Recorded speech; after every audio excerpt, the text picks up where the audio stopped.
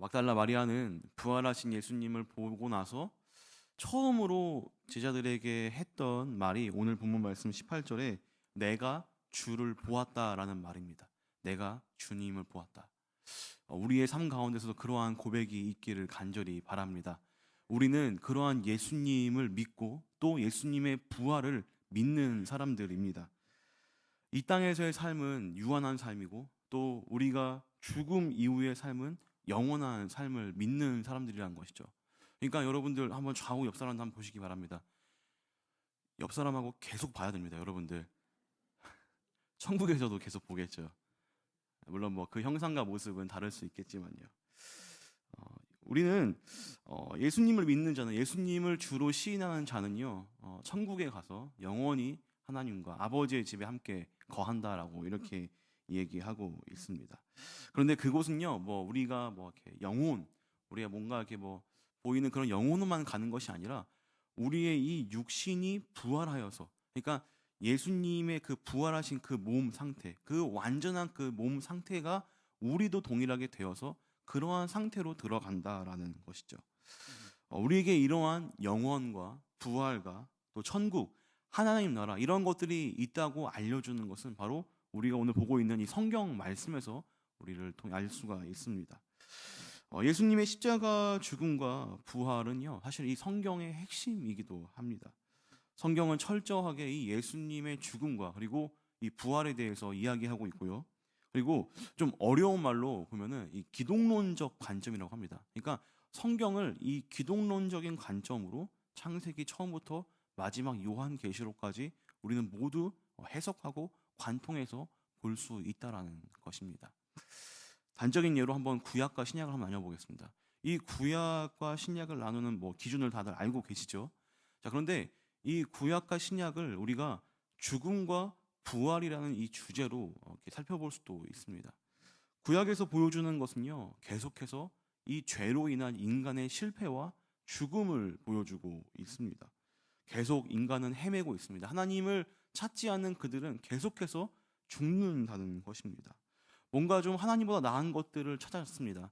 왕을 구했고요. 뭔가 나라를 구했고요. 뭔가 조직을 구했습니다. 그러나 그것들이 가져다 주는 것은요, 다 멸망이었고 죽음이었고 헤매는 것들이었습니다. 이것이 바로 구약 성경에서 또 특별히 구약 이스라엘 백성들의 그런 삶에서 볼 수 있는 것이죠. 그러나 신약으로 넘으면 이것의 판도가 바뀌게 됩니다. 언제부터냐? 바로 예수님의 죽음, 그 십자가 죽음 이후부터 이 성경의 내용이 판이하게 달라진다는 것이죠. 예수님의 죽으심으로 말미암아 인류의 죄가 해결이 되었습니다. 하나님과의 이 막힌 담이 허물어졌습니다. 인간은 더 이상 구약처럼 죄와 죽음과 실패의 반복이 아니라 정말 그러한 결말로 끝나는 것이 아니라 예수님의 부활로 인해서 인류의 판도가, 인류의 새로운 장이 열렸다라는 것입니다. 그래서요, 어떠한 사람들이 생깁니까? 이 예수님의 부활 이후에 예수님을 믿는 사람들이 생깁니다. 예수님의 그 길을 걸어가는 사람들이 생깁니다. 예수님의 그 도를 따르는 사람들이 생깁니다. 그리고 그들은 그 세대, 그 시대에 머물러 있는 것이 아니라 계속해서 다음 세대에게, 또 다음 세대에게 이 믿음의 족적들을 가르쳐 주고 있습니다. 그리고 오늘 우리에게도 그 복음이 들려졌다라는 것이죠. 에이든 토저라는 미국의 유명한 신학자는 이러한 예수님의 부활로 인한 새로운 시대, 새로운 막을 이렇게 설명하고 있습니다. 그리스도의 부활은 어둠 속에서 터지는 새벽이다. 그것은 모든 가능성의 문을 열어젖히는 하나님의 선언이다 라고 이렇게 이야기하고 있습니다. 이 사건이 무슨 사건이라고요? 그리스도의 부활 사건이라는 것입니다. 그러기에 여러분들, 우리는 이 십자가와 부활을 알고 있고 또 경험한 우리들입니다. 우리는 이러한 생각, 이러한 관점을 가지고 또한 성경을 읽을 때 어떻게 읽을 수 있습니까? 특별히 신약 성경을 읽을 때 이 예수님의 죽음과 부활이라는 이 기초 아래서 이 성경 말씀을 읽는다면 정말 우리가 어떻게 살아야 되는지, 우리에게 어떠한 일이 일어났는지, 우리의 삶 다음 그 죽음 이후는 어떠한 일이 일어났는지, 또 우리는 무엇을 추구해야 되는지 이런 것들을 생각하면서 신약 성경을 읽을 수 있다는 것입니다. 그리고 이 성경 이외에 우리의 삶과 우리의 현실과 우리의 뭐 여러 가지 상황들이 있지 않습니까? 그곳은 또 우리가 어떻게 바라볼 수 있습니까? 예전에 담임 목사님께서 세계관이라는 그 좀 어려운 단어를 썼었는데 우리의 그 세계관이 바뀌고 달라진 것입니다. 세상 사람들은요, 이 세상이 끝입니다.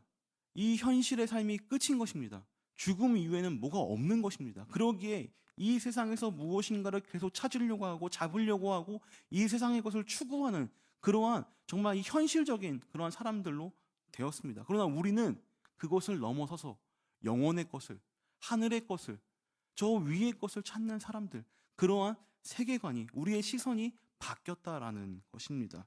이것이 어디서부터 어떻게 시작된 것이라고요? 바로 예수 그리스도의 부활에서부터, 그곳에서부터 이것이 시작되었다는 것입니다. 오늘 말씀은 이 부활의 첫 시작, 그 첫 장면을 마주한 이 사람들 3명을 제가 한번 소개하면서 말씀을 살펴보고자 합니다. 먼저 오늘 말씀의 전문맥은요, 이 예수님의 죽음을, 십자가의 죽음을 보여주고 있습니다. 예수님이 사랑하시는 제자가 있습니다. 우리는 그를 요한이라고 이제 얘기하고 있는데요. 그 요한은요, 십자가 밑에서 예수님의 죽음을 두 눈 똑똑히 목격을 했습니다. 그가 얘기하고 있는 예수님의 죽음, 그의 예수님의 확실한 죽음이 무엇을 의미하냐면, 예수님은 우리의 죄를 완전히 치르시고 죽으셨다. 예수님은 우리의 모든 죄를 지시고 죽으셨다라는 것을 더 단언하고 있는 것입니다. 요한은 예수님이 잠깐 기절했다가 다시 깨어났거나 다시 일어나신 그러한 것이 아니라 완전히 숨이 끊기고 그 창이 그 예수님의 옆구리를 찔렀을 때 그에서 나오는 피와 물 그리고 그 끈적한 혈청들이 쏟아져 나왔다.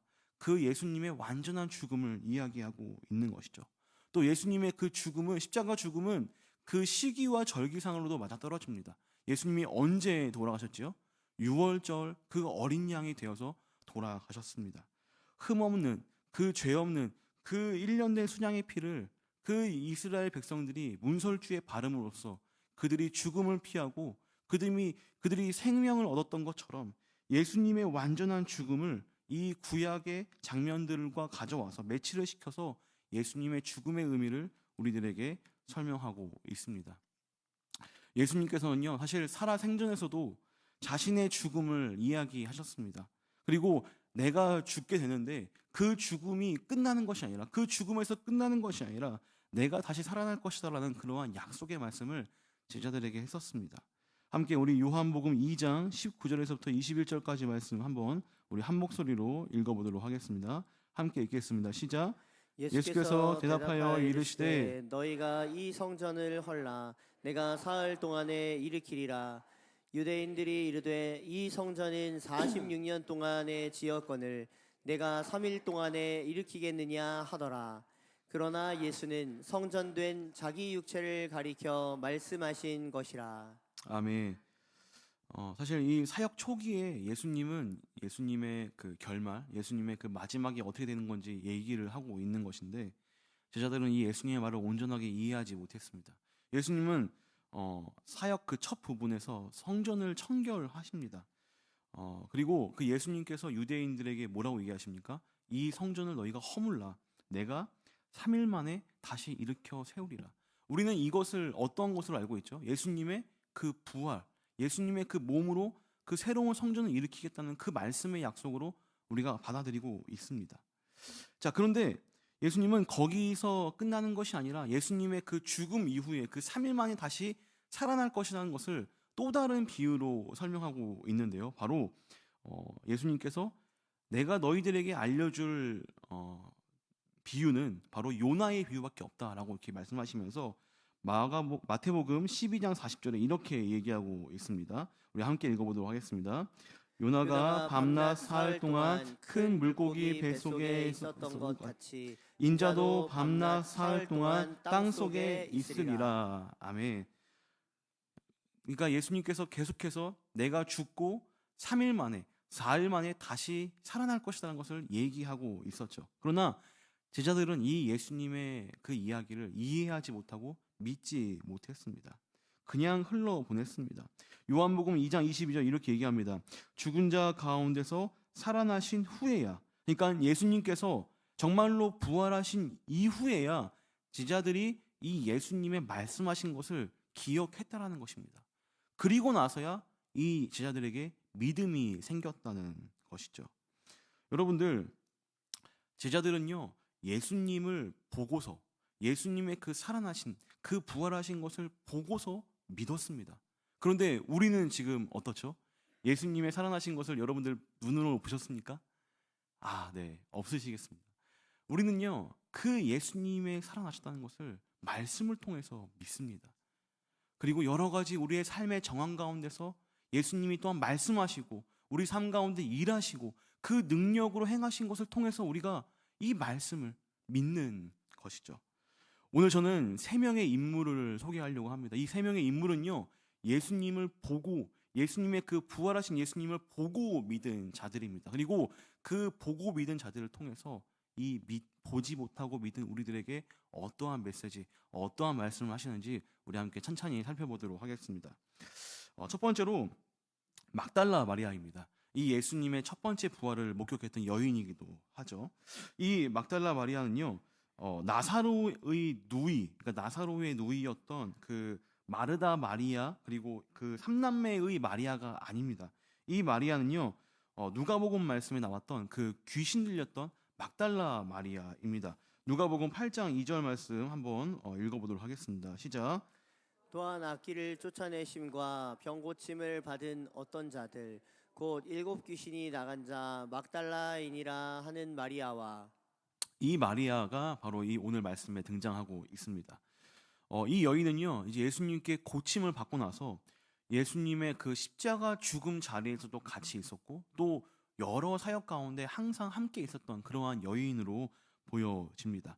그런데 이 예수님께서 죽으시고 나서 이제 그녀가 매장된 무덤에 찾아가 어떠한 행동을 하고 있는지 오늘 우리가 읽었던 본문 말씀 1절과 11절 말씀 이렇게 얘기하고 있는데요. 제가 한번 읽어보겠습니다. 안식 후 첫날 일찍이 아직 어두울 때, 그러니까 언제라는 거예요? 새벽이라는 겁니다. 새벽에 막달라 마리아가 무덤에 와서 돌이 무덤에서 옮겨진 것을 보고 11절 마리아는 무덤 밖에 서서 울고 있더니 울면서 구부려 무덤 안을 들여다보니, 그러니까 안식일 다음 날, 그러니까 지금으로 치면 주일이 되겠죠. 주일에 아직 새벽 동이 트기 전에, 그러니까 무작정 예수님의 무덤으로 찾아간 것입니다. 여러분들, 지금 여인 혼자서 지금 어디로 가고 있는 겁니까? 우리는 그냥 단순히 예수님의 무덤가라고 하지만 거기는요, 공동묘지입니다. 저도 새벽에 이제 새벽 기도로 오게 되면 여기 그 카페네를 지나면요, 가끔씩 그 새벽에 그 돼지가 한 마리씩 이렇게 트럭에서 내려져 가지고 저 안쪽을 육가공 하는 데로 들어갑니다. 여러분들 새벽에 그 돼지가, 발개 벗겨진 돼지가 거꾸로 매달려 있는 그 모습을 보고 있으면 얼마나 무서운지 아시죠? 저도 섬찟섬찟합니다. 저도 작년에 남성도 그런데 그 마리아는요, 그 새벽에 일찍이 동이 아직 틀랑말랑한 그때에 예수님을 찾아가는 그러한 마음이 있었습니다. 이 요한은 이 막달라 마리아의 그 행적을 잘 묘사해주고 있는데요. 그녀는요, 자신이 준비한 향품을 이제 예수님에게 바르기 위해서 무덤으로 갔습니다. 그런데 한번 생각해 보시기 바랍니다. 여러분들, 이 예수님의 무덤은 무엇으로 막혀져 있었죠? 큰 돌로 막혀져 있었습니다. 큰 돌멩이로 그 입구가 막혀져 있었습니다. 마리아는요, 그것을 알고도, 그것을 인지하고도 일단 간 것입니다. 그 돌은요, 마리아에게 안중에도 없었습니다. 그 안식일, 그 움직이지 못하는 그 새벽이 끝나자마자 예수님을 향한 그 마음이 너무나 커서 내가 빨리 예수님을 만나야겠다는 그 마음 때문에 그녀는 그 발걸음을 신속하게 옮긴 것입니다. 우리 함께 그 마리아의 심정을 한번 생각해 보시기 바랍니다. 예수님은 어떻게 죽으셨습니까? 33살의 그 어린 나이에, 물론 뭐 지금 어린 나이라고 하시면 좀 웃기지만 그 청년의 나이에 억울하게 죽으셨습니다. 그 모진 고난을 당하시고 죽으셨습니다. 제대로 된 재판을 받지도 못하고 정말 그렇게 죽으심을 당한 것입니다. 그런데요, 그러한 예수님을 생각하니 이 마리아는요, 가만히 있을 수가 없는 것입니다. 그녀는 무모했습니다. 무모하게 그 발걸음을 옮겼습니다. 그런 그녀는요, 물론 뭐 다른 성경에서는 뭐 두셋이 같이 갔다라고 얘기하고 있지만 그녀가 어떠한 사람임을 보여주고 있는 것입니다. 막달라 마리아는요, 하나님을, 그 예수님을 정말로 사랑했던 열정적인 마음을 가졌던 사람이었습니다. 그러한 막달라 마리아가 이제 예수님의 무덤 앞에 서자 그녀는 굉장히 놀랍니다. 왜 놀랍니까? 당연히 막혀 있을 줄 알았던 그 무덤의 문이 열려 있었기 때문입니다. 그리고 그녀는 그 상황을 보고서 다시 그녀가 왔던 길을 되돌아갑니다. 그 안을 들어간 것이 아니라 그냥 그 무덤 문이 열린 것을 보고서 다시 되돌아간 것이죠. 사태가 심각한 것을 보고 그녀는 곧바로 행동에 옮깁니다. 누구에게로 찾아갑니까? 바로 오늘 말씀의 이제 두 번째, 세 번째 주인공인 베드로와 요한에게 그녀는 찾아갑니다. 두 번째로 우리가 볼 수 있는 두 번째 인물은요, 요한입니다. 이 요한복음을 저자인 이 요한을 우리가 한번 보도록 하겠습니다. 이 요한과 베드로는요, 이 막달라 마리아의 소식을 듣고서 곧장 예수님의 무덤으로 뛰어가고 있습니다. 웃긴 건요, 요한은요, 이 달리기 사건, 이 요한과 베드로의 이 달리기 사건을 아주 자세하게 생생하게 그려내고 있는데, 요한은 이렇게 얘기합니다. 내가 그 예수님의 빈 무덤을 봤던 첫 번째 사람이다. 그러니까 지금 요한은 몇 살입니까? 이 요한복음 설 때가 거의 뭐 70살, 80살의 그런 노년이었는데도 아직도 예수님의 그 빈 무덤을 봤던 첫 번째 사람이다라는 것을 생생하게 기억하고 있는 것입니다. 남자들의 특징입니다. 내가 뭐 이렇게 잘한 게 있으면 그거는 아주 끝까지 기억하고 있는 것이죠. 요한은요, 잘 달렸습니다. 우레의 아들이라는 별명이 괜히 붙은 게 아닌 것 같습니다. 또 나이도 베드로보다 어렸겠죠. 그리고 요한은 그렇게 무덤에 도착했을 때에 그의 성격이 여기서 잘 나타나고 있습니다. 그는 맨 처음으로 그 빈 무덤 앞에 섰지만 조심스럽게 그 빈 무덤을 관찰합니다. 들어가지 않고 밖에서 관찰하고 있습니다. 우리 함께 4절과 5절 말씀 한번 읽어보도록 하겠습니다. 4절과 5절입니다. 시작. 둘이 같이 다름질하더니 그 다른 제자가 베드로보다 더 빨리 달려가서 먼저 무덤에 이르러 구부려 세마포 놓인 것을 보았으나 들어가지는 아니하였더니. 먼저 무덤에 도착했지만 어떻게 합니까? 구부려 안을 보기만 했지 들어가진 않았습니다. 그리고 거기에 무슨 어떤 물건들이 있는지를 정확하게 그려냅니다. 그는요, 좀 겁이 있던 것 같습니다. 요한은요, 좀 약간 겁이 많았던 것 같아요. 물론 뭐 나이가 뭐 10대 후반이다, 뭐 20대 초반이다라는 이렇게 얘기가 있습니다. 베드로가 오기 전에, 베드로가 먼저 들어가기 전까지는요, 그 무덤에 들어가지 않았습니다. 좀 주저했던 것이죠. 이러한 요한이 가진 어떤 조심스러움, 또 관찰력, 그러한 민첩함이 오늘 말씀에 잘 녹아져 있습니다. 마지막으로 우리 베드로를 보겠습니다. 베드로는요, 뒤늦게 이제 이 예수님의 무덤가에 도착을 합니다. 그런데 이 베드로는요, 도착하자마자 어떻게 하고 있습니까? 제가 6절 말씀 한번 읽어보겠습니다. 시몬 베드로는 따라와서 무덤에 들어가 보니 세마포가 놓였고, 그러니까 그는 주저하지 않고 바로 어디에 들어갑니까? 무덤에 들어갑니다. 예수님이 그 묻힌 그 무덤에 들어갑니다. 거침이 없습니다. 그의 성격을 우리가 잘 알고 있죠. 며칠 전에 예수님을 그 겟세마네 동산에 잡으러 왔던 말구의 귀를 칼을 빼어서 베어버리는 그 사람이 베드로였습니다. 또 예수님이 내가 곧 죽을 것이다라고 얘기했지만 그 말에 바로 곧장 반응해가지고 나도 예수님처럼 따라 죽을 것입니다라고 그렇게 고백을 했던 사람이 바로 베드로입니다. 열성적이고 과감했던 그러한 사람이죠. 오늘 이 부활의 장면에는요, 이제 그 사람들의 그러한 경험들, 정말로 인간미가 있는 그런 경험들을 잘 그려내고 있습니다. 사실 역사상 가장 신비하고 가장 놀라운 장면인데 너무나 어떻게 보면 인간적인 모습들이 그 곳곳에 있었다는 것이죠. 여러분들, 부활 교리를 제가 뭐 어렵게 뭐 설명하고 글로써 알려주는 것보다 사실 요한의 그러한 말을 빌리면 이렇게 얘기할 수 있습니다. 그때 막달라 마리아가 나에게 와가지고 무덤 문이 열렸다고 얘기한 거야. 그런데 내가 거기서 가장 처음 그 무덤을 간 것이지. 베드로 형이 왔는데 그 베드로 형은 주체 없이 그 안에 들어가더라고. 나도 용기를 얻어서 그 안에 들어갔더니 예수님이 쌌던 그 수의와 세마포와 수건이 그 옆에 놓여져 있었어.